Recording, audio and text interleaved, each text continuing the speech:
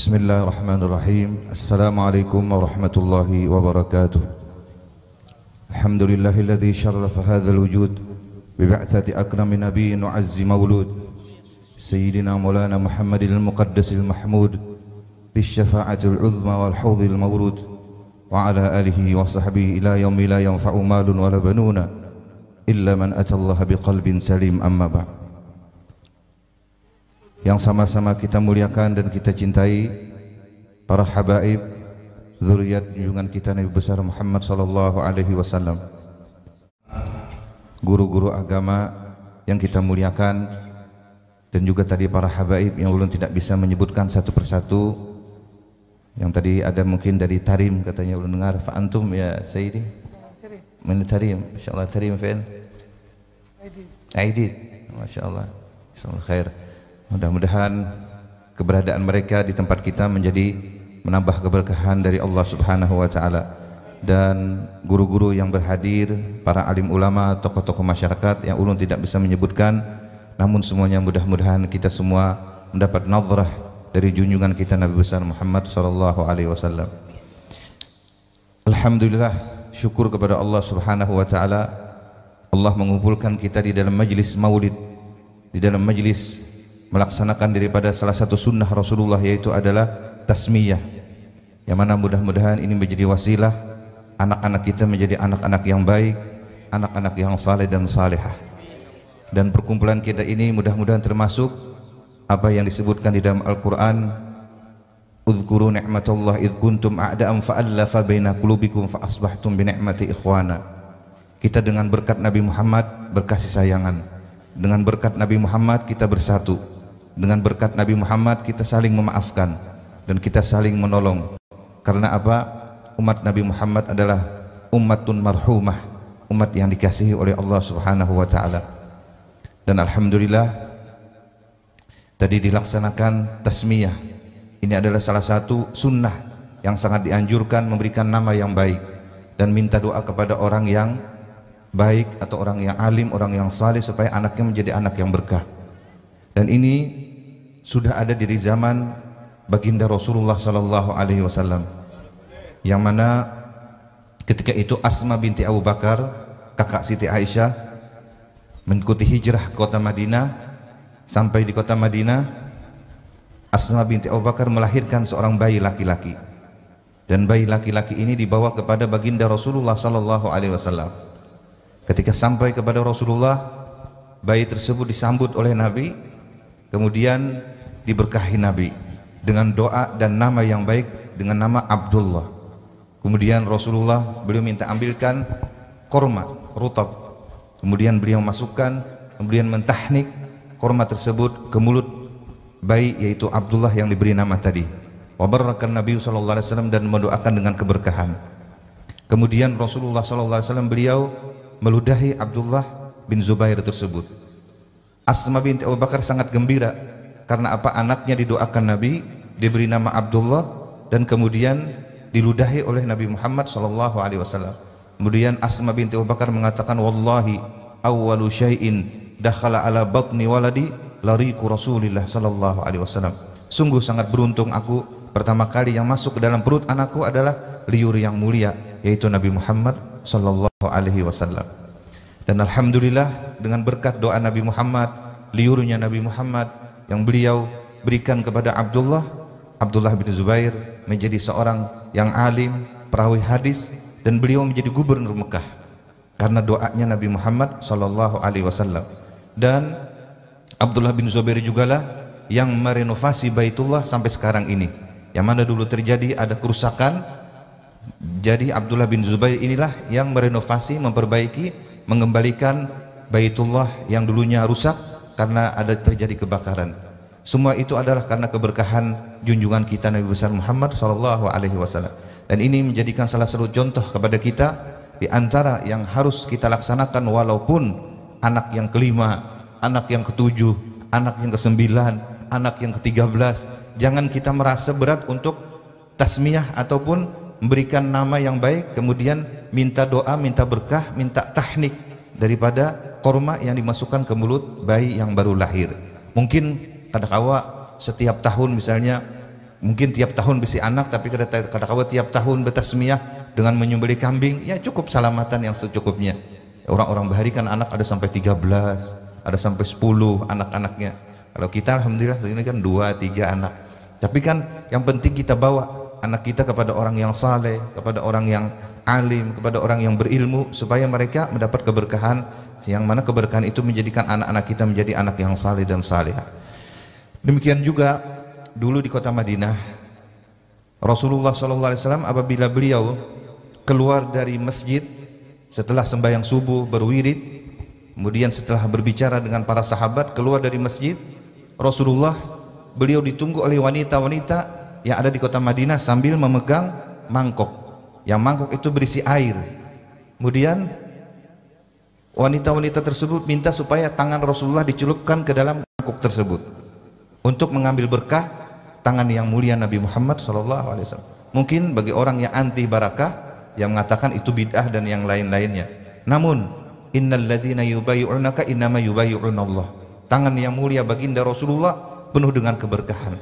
Sehingga setiap Rasulullah disebutkan dalam satu riwayat hadis keluar dari masjid, kalau habis sembahyang subuh setelah berwirid itu Rasulullah mencelupkan tangan beliau di bejana-bejana yang disiapkan oleh wanita-wanita daripada kota Madinah, kaum Ansar, untuk mengambil berkah daripada celupan tangan yang mulia Nabi Muhammad SAW.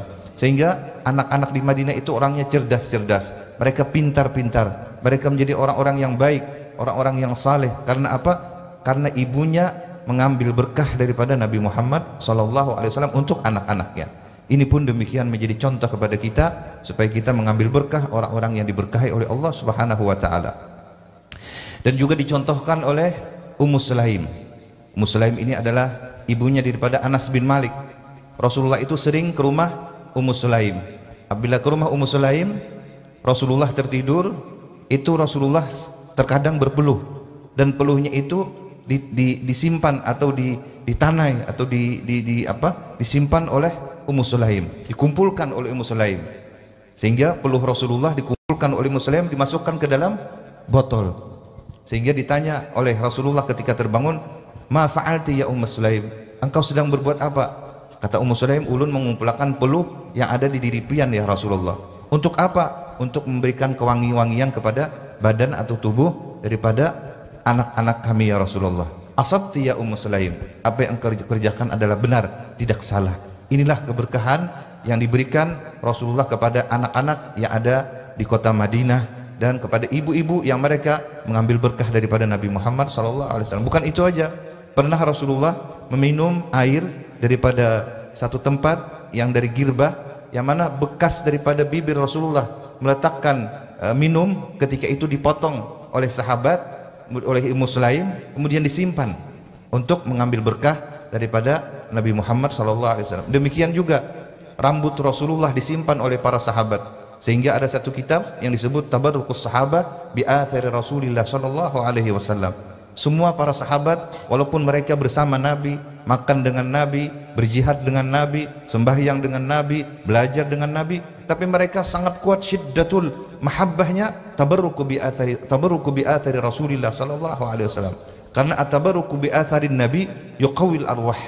Kita ketika mengambil berkah Nabi Muhammad SAW menjadikan roh kita bertambah kuat kecintaan kepada Nabi Muhammad sallallahu alaihi wasallam. Sehingga ketika Rasulullah sallallahu alaihi wasallam berada di rumah Ummu Sulaim, itu Ummu Sulaim menyimpan daripada diantaranya tikar yang pernah dibaringi oleh Rasulullah SAW. Juga ada tongkat kecil, usaya, ada asaya kecil, ada tongkat kecil yang disimpan oleh Anas bin Malik, yang mana ketika beliau wafat, beliau berwasiat supaya tongkat ini dibawa nanti ke dalam kubur untuk mengambil berkah ketika berada nanti di dalam kubur. Ini semua adalah tabarrukus sahabat bi athari Rasulillah SAW, yang mungkin sekarang orang mengatakan bid'ah, mungkin orang sekarang mengatakan itu tidak ada manfaatnya. Namun sahabat-sahabat semua imannya melebihi dari kita. Sahabat-sahabat mereka kecintaan kepada Nabi, ibadahnya melebihi daripada kita. Tapi mereka syiddatul taharrus, mereka syiddatul hirs ala tabarruk bi Rasulillah sallallahu alaihi wasallam. Dan bukan itu aja, Anas bin Malik ini punya ibu namanya Ummu Sulaim. Ibu beliau ini ketika anaknya yaitu Anas bin Malik berumur 10 tahun, Ini dibawa kepada Rasulullah sallallahu alaihi wasallam. Ya Rasulullah, ini Unais, digelar Unais, Anas Unais. Ini anak ulun Unais masih kecil, ulun serahkan lawan pian, minta doakan dan biar mengabdi lawan pian. Sehingga Anas bin Malik ini umur 10 tahun sudah berada di rumah Rasulullah. Berapa tahun Anas bin Malik di rumah Rasulullah? Menurut satu riwayat 10 tahun. Sehingga sampai umur 20 tahun Anas bin Malik berada di rumah baginda Rasulullah sallallahu alaihi wasallam, mengambil berkah Nabi, dan beliau membantu apa yang beliau mampu untuk baginda Rasulullah. Dan ketika itu menurut satu riwayat Rasulullah berwudu dan wudunya diminumkan kepada Anas bin Malik, sehingga Anas bin Malik didoakan Rasulullah 3. Pertama, Allahumma akthir malahu, ya Allah berkati hartanya Anas bin Malik. Sehingga disebutkan Anas bin Malik punya kebun korma, itu kalau orang setahun sekali panen, Anas bin Malik bisa sampai 3 kali panen. Karena apa? Berkat doa Nabi Muhammad sallallahu alaihi wasallam. Yang kedua, Allahumma akthir dzurriyyatah awalada, ya Allah berkahi dan banyakkan keturunan Anas bin Malik, sehingga disebutkan lebih daripada 100 anak cucu cicitnya Anas bin Malik. Karena apa? Keberkahan doa dari Nabi Muhammad sallallahu alaihi wasallam. Yang ketiga, Rasulullah mendoakan Allahumma tawil umrah, panjangkan umur Anas bin Malik sehingga umurnya lebih daripada 100 tahun. Umurnya panjang, rezekinya banyak, kemudian lagi pengarannya anak cucunya keturunannya berkah dan banyak. Semua itu tidak lain karena doa dan keberkahan baginda Nabi Muhammad sallallahu alaihi wasallam. Kita ini terkadang krisis keberkahan. Kita mau mengambil berkah dari siapa? Kita mau mengambil berkah dengan orang yang mana? Dari karena itu hendaklah kita selalu dekat dengan orang-orang yang dicinta oleh Allah Subhanahu wa taala, karena mereka keberkahannya menyambung sampai kepada Sayyidul Wujud, Sayyiduna Muhammad sallallahu alaihi wasallam. Sehingga Rasulullah memberikan kita pendidikan supaya anak-anak kita menjadi anak-anak yang saleh, anak-anak yang baik, anak-anak yang mereka menjadi sukses dunia akhirat. Sebagaimana di dalam satu riwayat ada disebutkan, addibu auladakum ala thalathi khisal, didik, ajari anak-anak kalian 3 perkara. Hubbi nabiyikum, pertama yang mesti dimasukkan ke dalam hati anak kita adalah cinta dan mahabbah kepada baginda Rasulullah sallallahu alaihi wasallam. Sehingga dulu para sahabat mereka kadang-kadang ke masjid membawa anaknya masih kecil, dibawa ke masjid untuk mengambil berkah. Ada yang kepalanya disentuh oleh Rasulullah, ada yang wajahnya disentuh oleh Rasulullah menjadi tampan, ada yang rambutnya disentuh Rasulullah tidak beruban, ada yang dadanya disentuh Rasulullah sehingga dia hafal banyak hadis, hafal banyak Al-Quran. Sebagaimana seorang yang dulunya sangat membenci Nabi yang namanya Fadalah ini sangat membenci Nabi Muhammad, sehingga mengatakan di dunia ini orang yang paling kubenci adalah Muhammad bin Abdullah. Tapi setelah disentuh Rasulullah dadanya, disentuh oleh Rasulullah sadrunnya oleh Nabi Muhammad, seketika itu berubah menjadi sejuk, mengatakan wallahi, demi Allah, di dunia ini tidak ada lain yang kuncintai melainkan hanya Nabi Muhammad sallallahu alaihi wasallam. Ini keberkahan tangan yang mulia Nabi Muhammad sallallahu alaihi wasallam. Sehingga disebutkan innal ladzina yubayyi'unaka innama yubayyi'unallah. Dari tangan yang mulia keluar air, dari tangan yang mulia Nabi Muhammad tafajjaratil anharu nabi'atan, sebagai mukjizat junjungan kita Nabi besar Muhammad sallallahu alaihi wasallam. Jadi yang pertama, mencintakan anak kita kepada Nabi Muhammad sallallahu alaihi wasallam. Dulu Anas bin Malik ketika beliau masih berkhidmat di rumah Rasulullah pernah menyimpan satu taplak, satu kain. Taplak ini disimpan oleh Anas bin Malik. Setelah wafat Rasulullah, taplak ini dihampar lagi, terus diletakkan makanan di atasnya. Setelah makanan, taplak itu kotor. Nah, ini mengira taplak kotor harus dicuci atau diapa, mungkin dibuang atau gimana. Nah, ketika taplak itu selesai, Anas bin Malik itu menyalakan api, kemudian mengatakan taplak itu lontarkan atau buang ke api. Para sahabat mengira, kawan-kawan Anas bin Malik mengira ini taplak akan terbakar hangus karena dilontar ke api. Tapi ternyata apa? Setelah taplak ini dilontar ke api, bukannya taplaknya yang terbakar hangus, namun taplaknya menjadi bersih. Jadi bersih, hilang kotorannya, tidak hangus. Sehingga sahabat-sahabat yang lain bertanya, wahai Anas bin Malik, kenapa jadi begini? Dijawab oleh Anas bin Malik, ketahuilah taplak ini pernah disapukan tangan oleh yang mulia Nabi Muhammad SAW dan bibir yang mulia Nabi Muhammad SAW. Anas bin Malik mengatakan, taplak kain yang tidak bernyawa, taplak ataupun kain yang tidak ada roh, ketika disentuh yang mulia tangan baginda Nabi Muhammad SAW tidak terbakar. Hasya ayyahrikan naru galban fihin Nabi sallallahu alaihi wasallam. Bagaimana lagi seseorang yang ada roh, seorang yang hatinya selalu terhubung dengan Nabi Muhammad sallallahu alaihi wasallam. Hasya ayyahrikan naru galban fihin Nabi sallallahu alaihi wasallam. Tidak akan mungkin terbakar orang yang hatinya selalu rindu, selalu cinta, selalu ta'alluq, selalu terhubung, selalu ittisal dengan Nabi Muhammad sallallahu alaihi wasallam. Jadi kain itu tidak terbakar, malah jadi bersih. Karena apa? Itulah keberkahan tangan yang mulia Nabi Muhammad sallallahu alaihi wasallam. Jadi yang pertama dulu orang-orang di zaman sahabat Nabi itu anaknya itu dikenalkan kepada Nabi Muhammad, dicintakan kepada Nabi Muhammad. Ya alhamdulillah seperti ini, mengadakan perayaan Maulidur Rasul, dikumpulkan kanak-kanak, walaupun mungkin ada yang kada paham, ada yang kelapahan, ada yang keuyuhan, ada yang kada mengerti. Tapi insya Allah ini menjadikan pelajaran. Dulu Abah mengadakan perayaan Maulidur Rasul sallallahu alaihi wasallam. Dulu Abah merayakan peringatan Isra dan Mi'raj. Semua itu menjadikan satu kebaikan bagi anak kita apabila kita nanti sudah tidak ada lagi. Jadi ini adalah satu didikan kepada anak kita untuk anak kita mencintai Nabi Muhammad sallallahu alaihi wasallam. Kalau hati anak kita sudah cinta dengan Nabi Muhammad, insya Allah yang timbul adalah satu kebaikan. Fama min khuluqin fil bariyati mahmud illa wa mutalaqan an zainil wujud. Sekecil apapun kebaikan yang timbul dari anak kita, itu nantinya adalah dari keberkahan Nabi Muhammad sallallahu alaihi wasallam. Jadi kalau ayahnya cinta Nabi Muhammad, ibunya cinta dengan Nabi Muhammad, anak-anaknya insya Allah menjadi anak-anak yang baik. Sebagaimana Rasulullah mengatakan, ana da'watu Abi Ibrahim, aku ini berkat doa daripada kakekku atau datukku Nabi Ibrahim alaihissalam. Sebagaimana disebutkan dalam Al-Quran, Rabbana wab'ath fihim rasulam minhum yatlu alim ayatika wa yu'allimul kitab wal hikmata wa yuzakkihim innaka antal azizul hakim. Nabi Ibrahim setelah membina Ka'bah, setelah membangun Ka'bah, berdoa, ya Allah, nanti utus di kota Mekah ini seorang rasul yang dari orang Arab, yang dari kalangan daripada Quraisy ini, yang nantinya akan membacakan kitab, yang nantinya akan memberikan petunjuk dan hidayah, wa yuzakkihim, akan mensucikan umatnya. Nah, inilah Rasulullah sallallahu alaihi wasallam yang diutus karena doa daripada Nabi Ibrahim alaihissalam. Jadi kalau ayah ibunya cinta kepada Rasulullah, mamanya senang solawat, senang kasidah, senang puji-pujian, sebagaimana orang yang memuji Nabi Muhammad itu didoakan Nabi, Allahumma ayyidhu biruhil, Allahumma ayyidhu biruhil kudus. Siapapun yang memuji Nabi Muhammad akan diperkuat, ditolong oleh Ruhul Kudus, yaitu malaikat Jibril alaihissalam. Sebagaimana Rasulullah mendoakan kepada paman beliau, kepada Sayyidina Abbas, kepada yang lain-lainnya, di antaranya Hasan bin Thabit, didoakan Nabi, ya Hasan ayyid, ya Hasan ajib anni, Allahumma ayyidhu biruhil kudus. Jadi mencintai Nabi Muhammad adalah salah satu pondasi untuk anak-anak kita menjadi orang-orang yang baik dan sukses dunia akhirat. Yang kedua, hubbi ahli bait, mencintai keluarga baginda Rasulullah sallallahu alaihi wasallam. Kita berikan mereka tahu bahwasanya mereka ini adalah anak cucunya Nabi Muhammad sallallahu alaihi wasallam, yang kita diwajibkan untuk mencintai mereka, yang diwajibkan kita untuk memuliakan mereka, yang diwajibkan kita untuk menghormati mereka. Nah, ini salah satu daripada anjuran, pondasi, didikan kepada anak-anak kita supaya mereka menjadi orang-orang yang beruntung dan berkah dan menjadikan mereka bermanfaat dunia akhir. Yang ketiga, hubbu tilawatil Quran. Ini yang penting. Ahlul Quran hum ahlullah khassatuh. Dari kecil sudah diajarin baca Al-Quran. Jangan sampai lancar membaca surat kabar, lancar membaca komik, lancar membaca majalah, tapi Al-Qurannya kada lancar. Kalau kita sudah kada lancar, anak kita barang.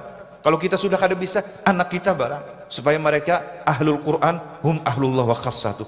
Tiga pondasi ini adalah pesan yang mulia Nabi kita Muhammad sallallahu alaihi wasallam. Sehingga ulun al-faqir ilallah sebelum bulik dari kota Mekah dipesan dari guru ulun Abu Ya'sid Muhammad bin Ali al-Maliki supaya mendirikan pesantren dengan tiga pondasi ini. Hubbu nabiyikum wa hubbu ahlil baiti wa hubbu tilawatil Quran. Tiga ini akan menjadikan anak-anak kita, anak-anak didik kita, murid-murid kita akan selalu terhubung dengan Nabi Muhammad dan akan selalu mendapatkan keberkahan dari Allah Subhanahu wa taala. Hadirin yang dimuliakan Allah Subhanahu wa taala, hendaklah di bulan Maulid ini dijadikan sebagai contoh tauladan Nabi kita Muhammad SAW yang beliau menjadikan anak-anak itu senang kepada Rasulullah. Jadi kita senangkan, cintakan anak-anak kita ini kepada orang-orang yang saleh. Jangan ditakut-tanakan. Contoh misalnya di kandangan ini sebahagian itu kalau ada anaknya nakal dibawa ke orang alim, guru tolong samburakan guru. Jadi kan anak ini bukanya takutan disambur, Guru ini kada penyamburan sih Din. Guru samburakan guru, nih bajunya guru. Jadi gina ada guru yang memang kayak itu juga, disambur, buka kan anakannya. Salah. Nabi Muhammad beliau mendekati anak-anak dengan memberikan hadiah, dengan berikan halwa makanan, dengan senyum, dengan lemah lembut. Sehingga ada satu anak kecil yang dulunya sangat senang bermain dengan burung, lalu burungnya itu mati. Lalu Rasulullah mendekati ketika anaknya itu sedih. Ya Umair, ma fa'alan Nugair. Nugair, ya Umair, ma fa'alan Nugair. Ini anak kecil punya burung, ketika main-main burungnya mati, lalu sedih, dihibur oleh Nabi Muhammad sallallahu alaihi wasallam. Beliau sangat mencintai anak-anak, beliau sangat kasih sayang dengan anak-anak, beliau selalu senyum dengan anak-anak, sehingga setiap orang yang memandang wajah Nabi Muhammad sallallahu alaihi wasallam terletaklah hatinya cinta. Seperti Anas bin Malik mengatakan, wallahi tidak ada suatu kebahagiaan yang sangat luar biasa di kota Madinah kecuali ketika nampaknya wajah Nabi Muhammad memasuki kota Madinah. Ketika Nabi Muhammad masuk kota Madinah, itu Madinah sangat indah luar biasa karena masuknya seseorang yang sangat luar biasa, yang sangat tampan, yang sangat wibawa, yang sangat mulia, yaitu junjungan kita Nabi besar Muhammad SAW. Yang terpenting jangan sampai anak-anak kita itu tidak mengetahui akhlak-akhlak ataupun kemuliaan Nabi kita Muhammad SAW. Ini bisa terjadi kembali. Banyak orang yang sekarang menyembunyikan kemuliaan Nabi Muhammad. Mereka itu mengatakan nughulu fid din, berlebihan memuji Nabi Muhammad. Padahal Allah sudah memuji Nabi kita, wa rafa'na laka dzikra wa innaka la'ala khuluqin azim. Taha ma anzalna 'alaikal qur'ana litashqa. Dan ini hati-hati termasuk ke dalam satu ayat kata Abu Yazid Muhammad bin Maliki, alladzina atainumul kitaba ya'rifunahu kama ya'rifuna abna'ahum wa inna fariqam minhum la yaktumunal haqqa wa hum ya'lamun. Alladzina atainumul kitab, ada orang-orang yang diberi mereka itu kitab. Siapa? Orang Yahudi. Orang Yahudi mereka tahu kisah Nabi Muhammad.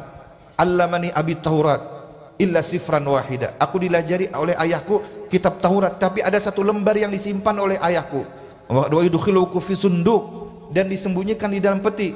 Fa idza mata, ketika ayahku mati, aku keluarkan kertas tadi. Fa idza fihi nabiyyun yakhruju akhiriz zaman. Disembunyikan cerita Nabi Muhammad. Demikian orang sekarang katanya jangan terlalu berlebihan memuji Nabi Muhammad, mengagungkan Nabi Muhammad, membesarkan Nabi Muhammad.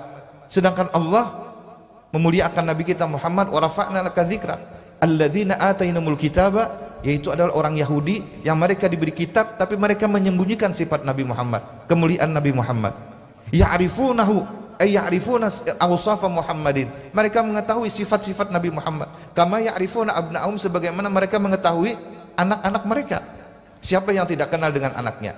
Wa inna fariqan minhum, di antara orang-orang Yahudi ulama-ulamanya, la yaktumunal haqqa, la yaktumuna sifat Muhammad sallallahu alaihi wasallam, la yaktumuna sayyidina Muhammad sallallahu alaihi wasallam. Mereka menyembunyikan kemuliaan Nabi Muhammad. Mereka mengatakan berlebihan, mereka mengatakan begini, la yaktumun wa hum ya'lamun, mereka mengetahui.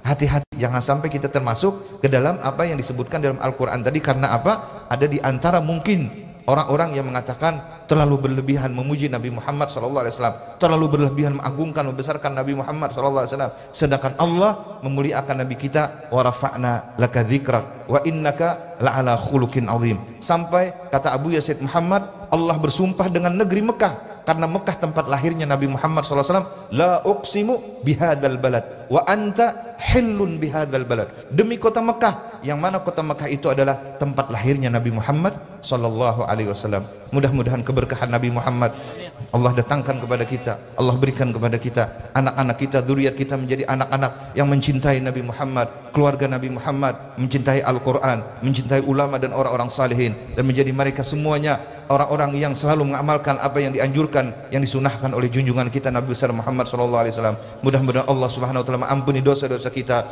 dosa kedua orang tua kita, guru-guru kita, dan jiran-jiran kita, dan mudah-mudahan sahibul bait yang undang kita diberi Allah Subhanahu wa taala keberkahan anak-anaknya, zuriat keturunannya, dan dimudahkan segala urusannya, dan kita semua yang hadir ini mendapat nazarah khas dari Nabi Muhammad sallallahu alaihi wasallam, dan disudahi umur kita dengan husnul khatimah, dan Allah memberikan kemaafan kepada kita segala apa yang kesalahan yang ada pada diri kita, dan mudah-mudahan Allah sudahi umur kita dengan husnul khatimah birahmatika ya arhamar rahimin. Ini yang dapat ulun sampaikan. Ampun maaf kalau ada salah dan khilaf. Wabillahi taufiq wal hidayah. Wassalamualaikum warahmatullahi wabarakatuh.